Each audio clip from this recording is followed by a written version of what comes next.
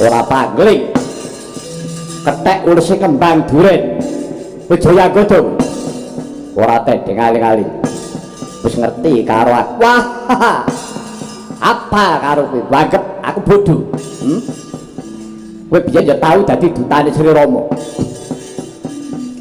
rikala semono kowe nyidra makutane Kanjeng Rama Prabu Rahwana ya ngono ora iya pancen bener kowe anak Dasamuka ya Raden Trinitra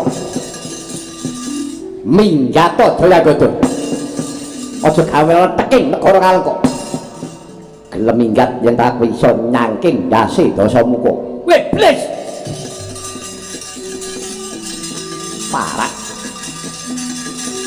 kowe wanat nyangking mestakane Kanjeng Rama yen anake lanang iki luwih tangih lamur bisa gepok singgol kuncane Kanjeng Rama cakep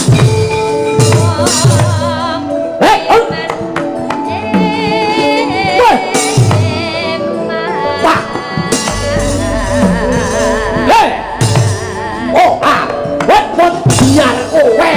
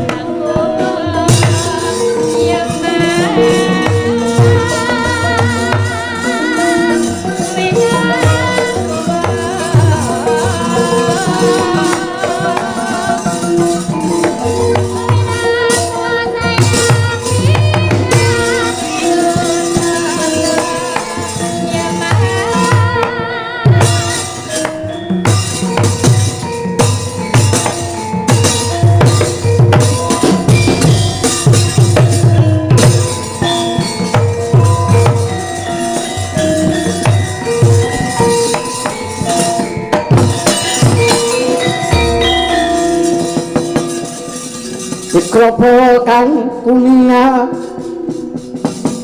acampuk samya ngetali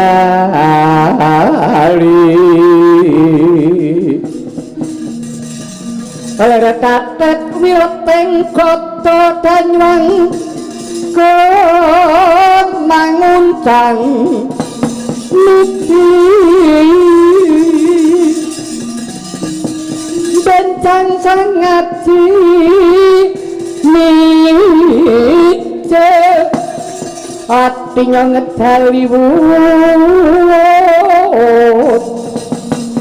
terus tak Surawiyaga kaya buta singa wrake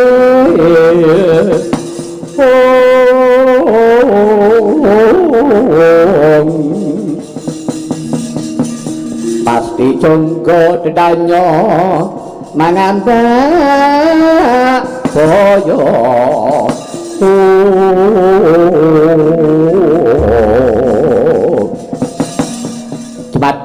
Kang Mas.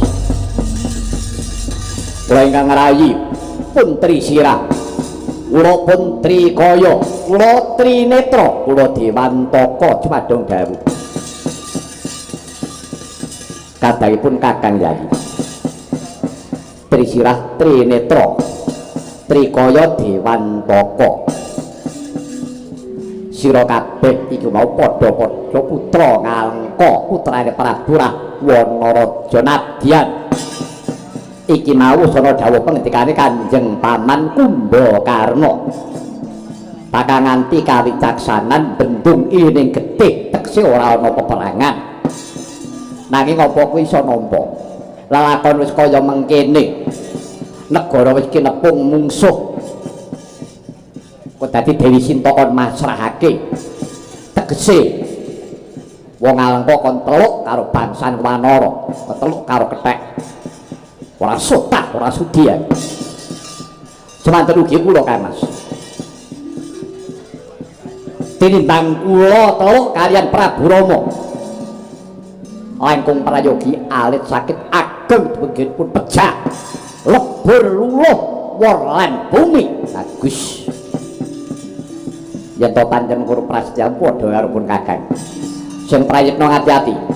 Tatanan barisamu dewi-dewi. Gunakna Jaya Jikawijayan.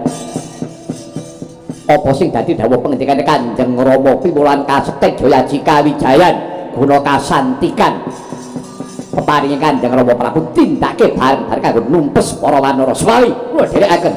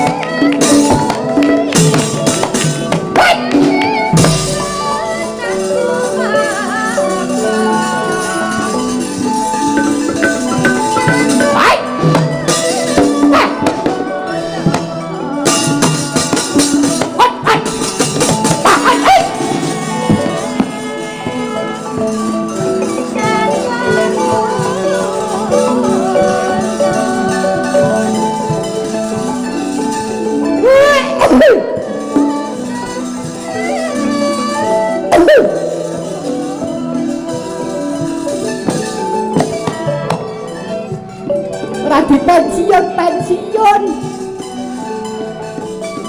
Maka pensiune cake ya ming modar kuwi. Yalah.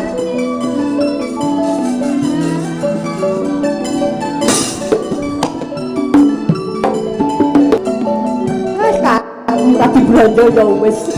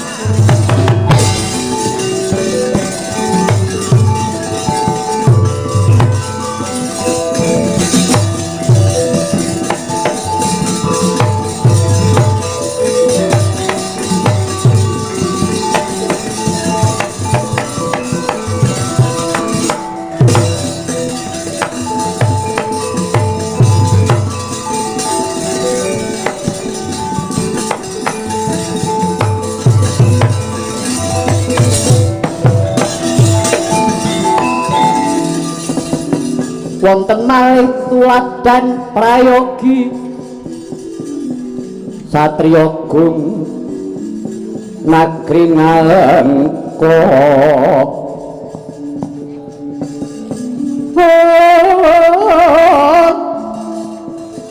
sang kumbakarna namane Toriku warna tiusuk prandening gayung utami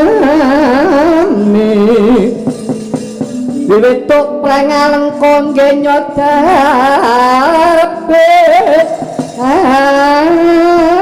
atur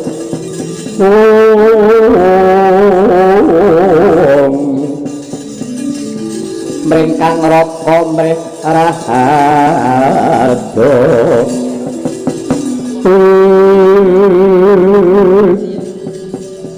Togo wonten timbalan ingkang dawuh Raden Milo wonten dawuh Den panjenengan pun wungu anggenipun Tapa Nendra iya antuk pamujimu kok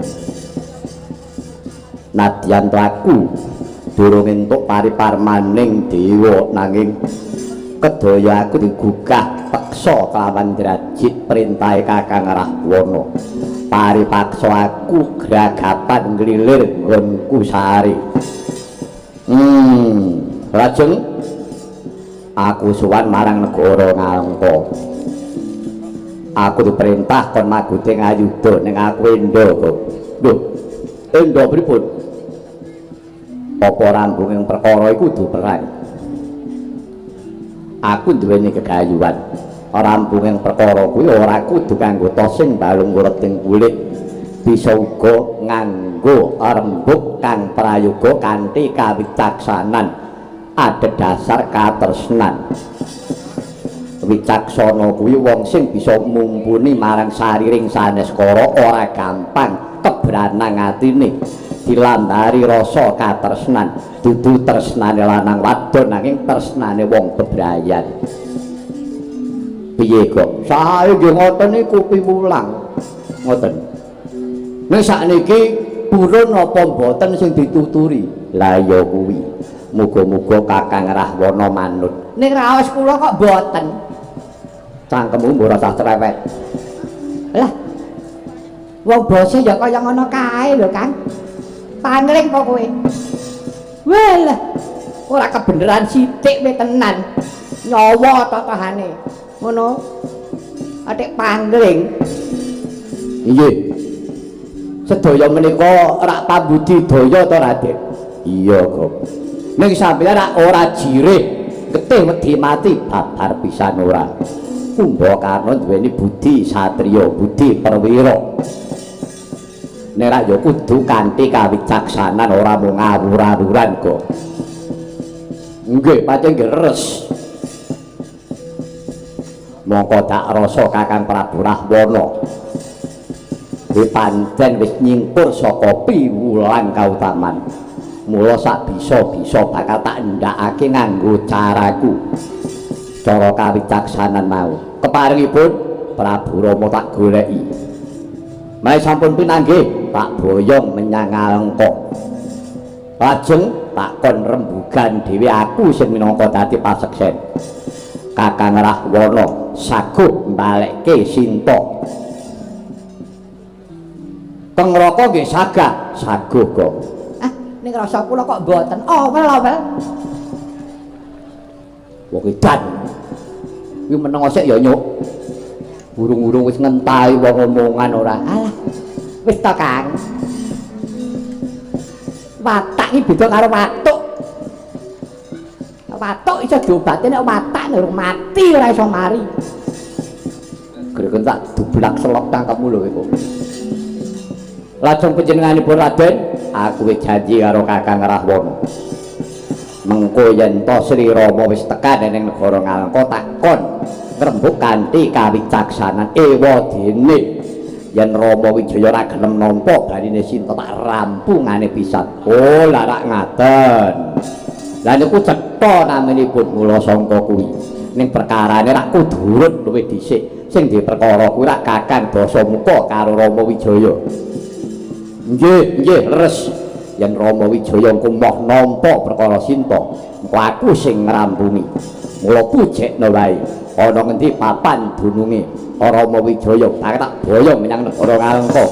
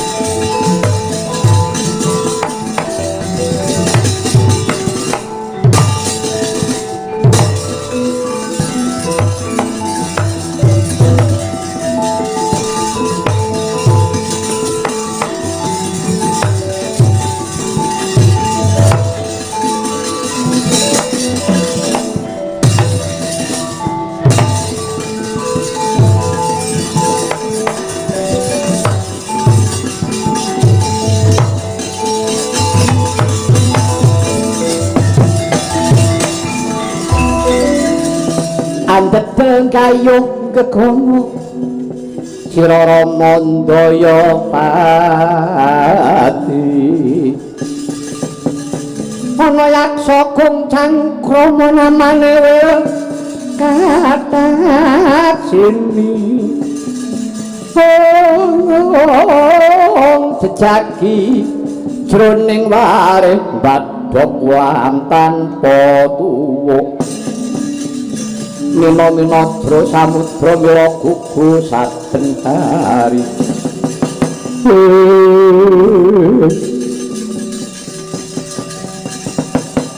wa patihane lho piye nggih Jayagada mangger miyin sampun daya-daya lumampah keparenga kula badhe miterang sawetawis tinimbang manah kula menika tuwuh tandha pitaken estanipun boten namung kula piyambak nanging sedaya para wanara inggih mekaten kowe takon bab perkara apa ngaten wae janipun pelangageng ngalengka kaliyan Sri Rama menika janipun perkawisipun lak namung setunggal rebatan Dewi Sinta nggih boten ya terus lah mongko rikala semanten Sri Rama menika sampun utusan Kakang Anoman rikalanipun Kakang Anoman dinuta dening Sri Rama lho pamiya Kakang Anoman menika mboyong kaliyan Dewi Sinta inggih boten kawratan rak mesti saged tur kuwawi ya pancen ngono nanging kenging menapa panjenenganipun Sri Rama menika boten perintah kaliyan Kakang Anoman boyong Dewi Sinta nanging malah pilaur ngawontenaken perang gegempuran yasa tambak goro ora sopi moko nyatanipun peperangan menika boten ngomongaken namung para senopati para kawula alit ingkang boten ngertos jodhok saling perkawis kasempyok ing aradan kawengisaning perang nyun pangapunten menika sedanipun bingungaken raos kula janipun Sri Rama menika kersanipun wedhus pundi ya Jayagada wonten dawuh nek nggonmu nyawang kuwi mung sak klebatan tekse nggonmu nyawang kuwi ora bebles kanthi pramana tekse nggonmu nyawang ora tekan ngati mung mbok sawang kanthi mripat ya mung mandeg perkara rebutan para cinta ning jane dudu perkara kuwi lah perkawisipun menapa ngene Sri Rama kuwi ora mung mligi njaluk baline garwa Kyai Warasinta kuwi rak mung dienggo srana nanging yektine Sri Rama kuwi netepi marang darmaning urip minangka dadi dutaning adil dinuta kawan Gusti sing gawe urip kadhawan mangrurah satru murka ora ya wujute ya dasamuka kuwi oh mekaten iya sabab dasamuka kuwi pakatine wis ora lumrah janma teksa ora lumrah menungso ora coba dasamuka kuwi karo kakange tunggal rama tunggal bapak siji ibu kuwi wae tegel kaliyan sinten karo sedulure lanang Ratu Lokapala Prabu Danapati ya Danaraja iki kakange diluruki negarane dibedah kawulane dipateni kabeh perkarane apa semelan nek dasamuka iki kungkulan kondange ora mung sepele to ngaten iya kejaba kuwi kelingan apa ora sedane Kang Ramamu sedane bapakmu Resi Subali kuwi ya saka ndugale dasamuka lho kok ngaten manggriye dados Kanjeng Rama Resi Subali iya menika sedanipun sedane ya saka penggawene dasamuka nalaripun dos pundi nalare mengkene biyen kuwi dasamuka kuwi teluk karo bapakmu Begawan Subali sebab apa bapakmu Resi Subali kuwi duwe aji panca sunya panca lima sunya tekse sepi jroning sepi kuwi ana daya atmaning jagat lima bumi geni banyu angin kang kawengku dening swasana kuwi yen to diesti dadi kekuatane murid nek kuwi dudu urip lho nggih kula sampun ngertos nah rikala semana Rahwana kuwi meguru kelawan bapakmu Resi Subali diparingi aji Pancasunya kuwi nggih lajeng nah bareng dheweke wis entuk aji Pancasunya Dasamuka mikir apa aku ki diwaji Pancasunya nek guruku jek urip ora urung aku kalah karo guruku nek ngono guruku kudu mati ya kelakuan piye kok ngono terus Dasamuka kuwi gawe rekodaya bapakmu Resi Subali didu karo pamanmu Sugriwa pawadane apa sing kanggo jalaran ibumu Dewi Tara maka rikala semana Dewi Tara kuwi digarwa dening pamanmu Sugriwa gawe rekodaya jarene Dewi Tara kuwi ora tresna karo Sugriwa ning tresnane karo Subali lah banjur kaya ngono kuwi dikira apa kuwi yen to Sugriwa kuwi ora tresnane moko jane ora ngono lah bapakmu Resi Subali nesu muring-muring jaman semono pamanmu Sugriwa dipiloro nganti ditangsanke ene nggon asem dampit wit asem kembar mepet kuwi pamanmu Sugriwa disawake karo bapakmu Subali kecepik ene asem dampit mau bengok-bengok nganti pirang-pirang dina lah kapinujon Sri Rama kuwi lelana nah bareng weruh ene ketek-kecepik ana nggon wit asem dampit mau ditulungi kelawan Sri Rama iya lajeng lah bareng ngono iso wudar pamanmu Sugriwa manembah karo Sri Rama nderek Sri Rama malah njaluk senjata pitulung supaya Subali temekaning pati Sugriwa kon maju perang meneh tanding karo Subali janjane ora gelem pamanmu Sugriwa nek diwangi karo Sri Rama wis tak rewangi bareng ngono pamanmu Sugriwa ditaleni dikendhiti nganggo janur kuning sebabe apa Sugriwa Subali kuwi disapang saka kaduan kaya wong kembar lah bareng dikendhiti nganggo janur kuning kula ngaturaken panuwun ingkang tanpa upami nggih namung paduka kula niki saged mangsulaken jiwa raga kula dhumateng alam baka jalaran kula ngertos paduka menika nak mboten namung titahing Bathara paduka menika tititing Sang Hyang Bathara Wisnu beja kemayangan pejah kula awis saking dipun untapaken dening Sang Hyang Bathara Wisnu bapakmu seda lah kuwi gunggung kumpule sapa sing gawe perkara kuwi tak Dasamuka to wah dus tenane ngono Dasamuka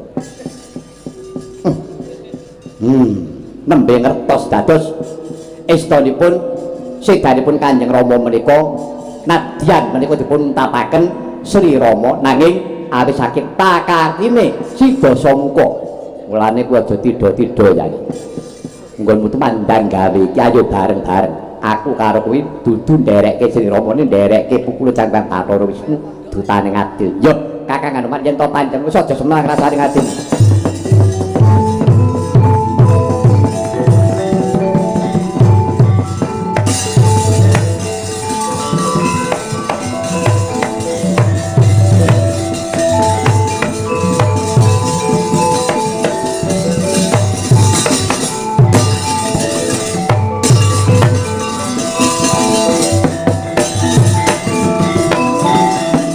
Cak rawuh inggih kula Kyai Patih. Ana wigati apa?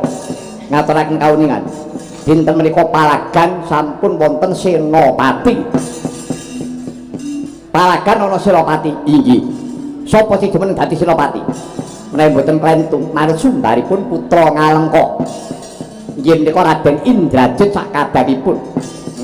Yo, tiwas kebenaran. Jolanggoda Raden Anoman. Rati Soekarwojo lawan kapi anggeni kapi liman desti tatanan harismu dewi-dewi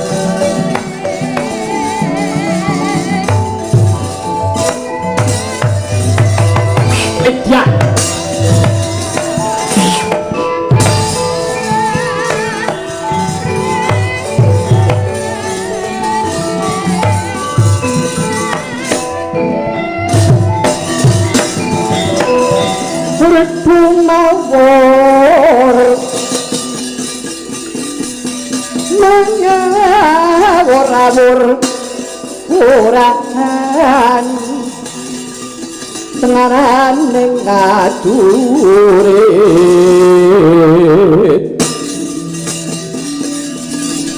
kona guru kongso tetekaya tuwa wara pantri sing turangka hati rakata ingkang wadol layu sepi wah ora pangling ketek uruse kembang duren Wijaya Godhong ora tedeng aling-aling wis ngerti karo aku wah apa karo kowe banget aku bodoh kowe biyen ya tau dadi dutane Sri Rama rikala semono kowe nyidra makutane Kanjeng Rama Prabu Rahwana ya ngono ora ya pancen bener kowe anak Dasamuka ya Raden Trinitra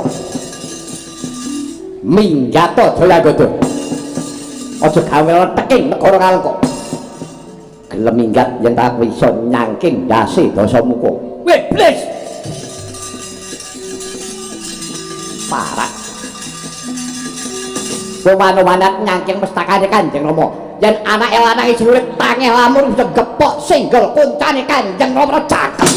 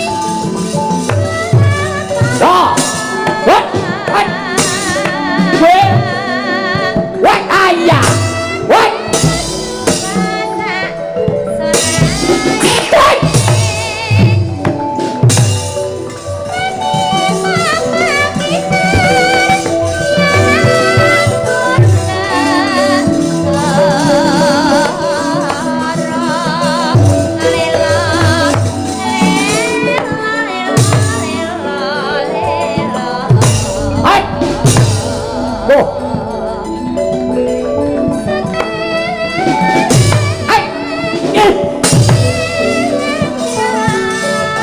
Wah iya. Wah. Wah iya. Loh.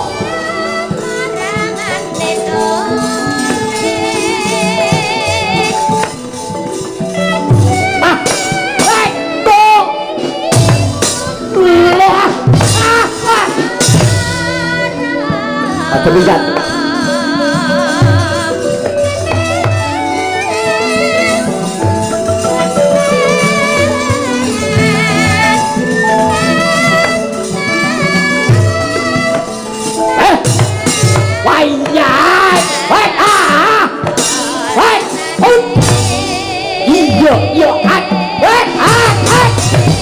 Yo, ya dah. Yo, tuh. Aja. Woi.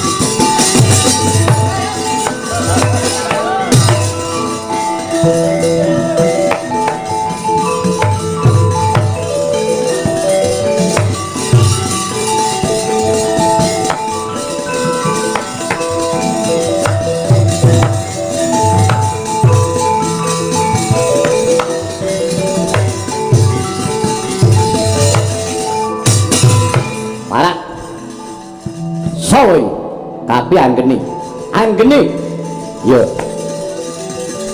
sopo Dewan Toko, temunyo nanti ratumu, rasa nyumbari ratuku, gede bali warung karo menang, wah kena digawe becek kowe, tuh,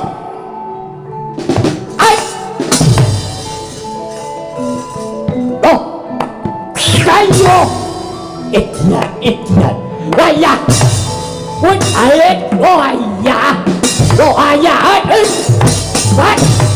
No, yo, ah!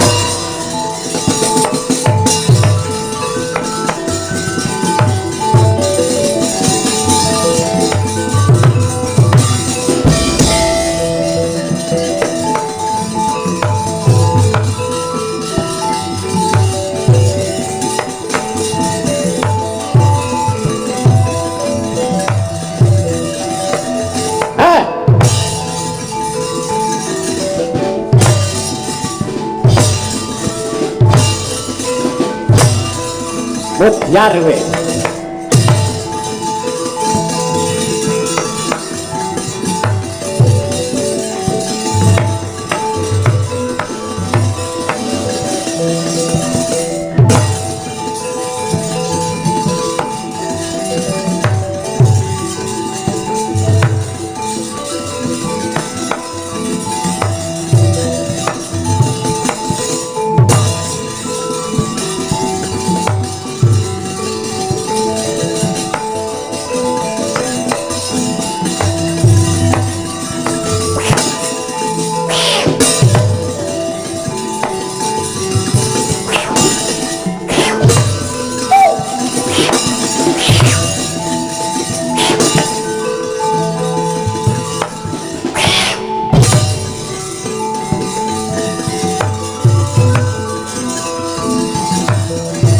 Amuk Suramerata Jaya Merat. Apa iki? Aduh.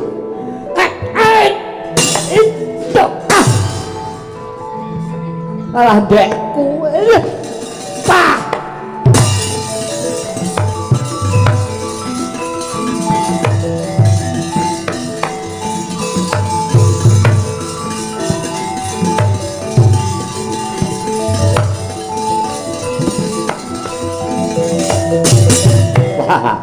bulan ketek putih dia sing tau ngobat negara Ngalengka ayo aja meneh kok mung kowe bapakmu kon mrene bapakmu kok rak rajang-rajange oh kurang ajar ya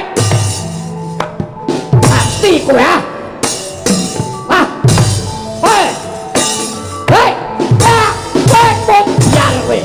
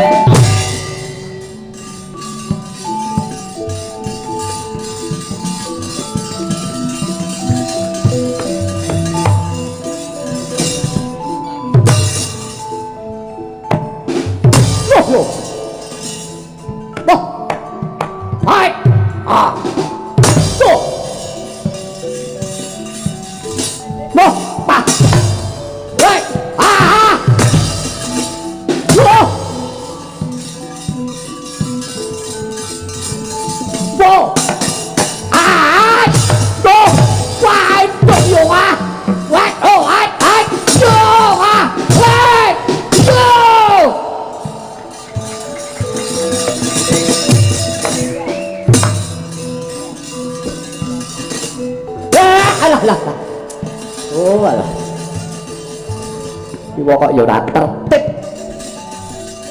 mangan gedang kulite gua sak nggon-nggon wah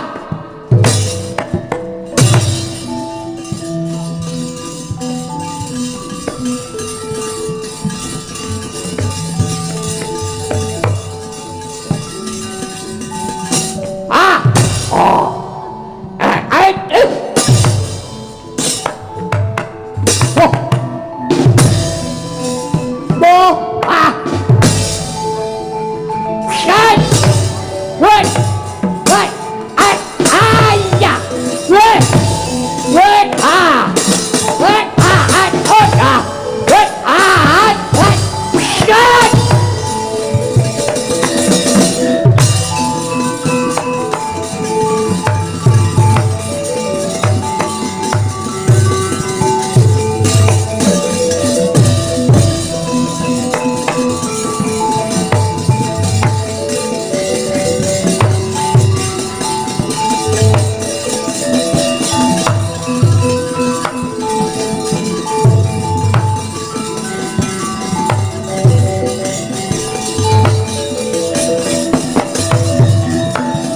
Jaya sinipi Jaja bang ngawingone to kocak ngundarandir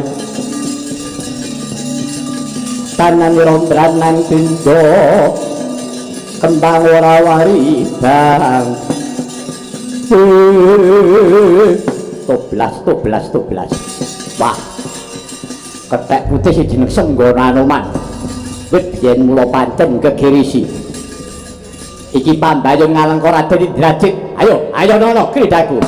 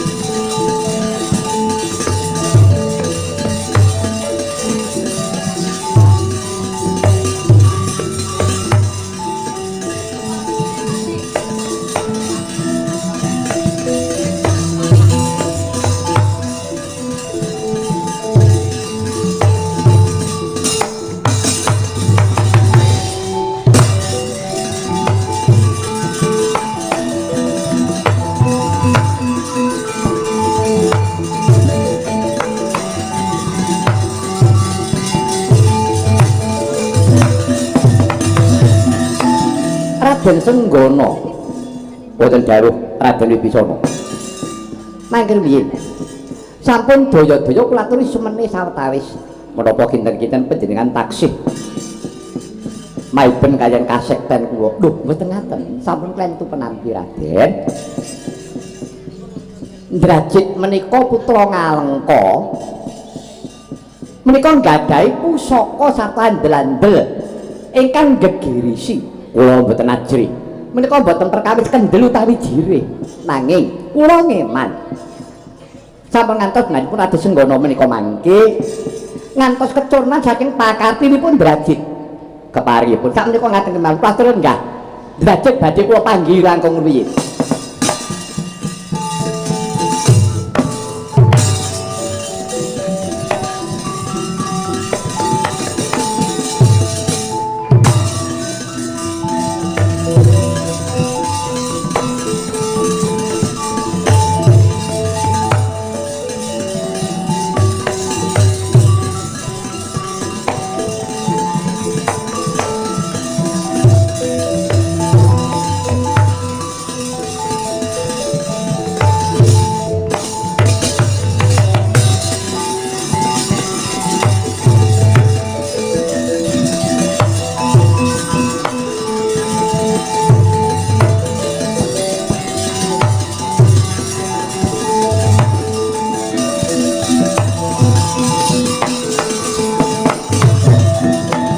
mangka anggro sumbar lindu bumi kunjing kumaldo kuntur ketuk mokan jalane di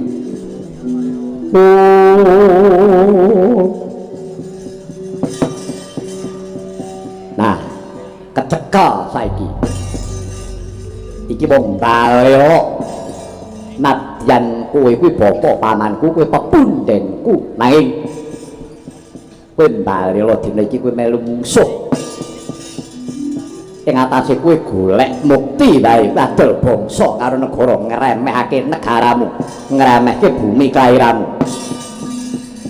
putraku ngger wong bagus Indrajit ya sakarepmu kabeh kuwi mau gumantung ana panemune sowan-sowan aku mbok anggap wong balela ya ora apa-apa nanging nggonku ninggalake bumi Ngalengka sabab aku iki mbela bener kelawan adil. Lan maneh kok nganti mbok rewangi kowe adus keringet kaya ngono kuwi Ndrajit. Sing mbok bilani sapa? Sing tak bilani Kanjeng Rama Prabu Rahwana. Aku iki putrane Prabu Dasamuka. Ora dalak. Wong nyatane kowe durung ngerti ya sakarepmu.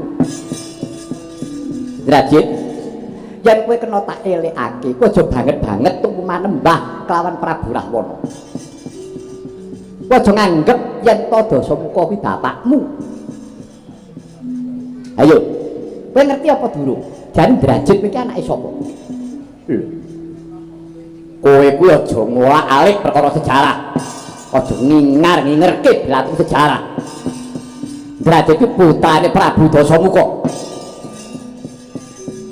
Yo, kuwi tumrape wong sing ora ngerti. Kuwi pancen anake Prabu Dasamuka nanging yen to pancen sing nekseni perkara Ndrajit kuwi aku.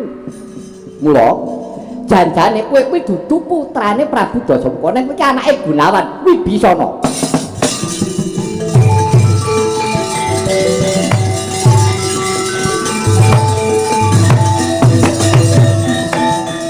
Paman Gunawan, kowe aja nglimpekke karo aku. Kowe aja gawe luluhe atiku. Kowe ngaku aku yen aku iki anakmu. Bar kepengin ngerti. Yen kowe kepengin ngerti bisa critane ngene iki.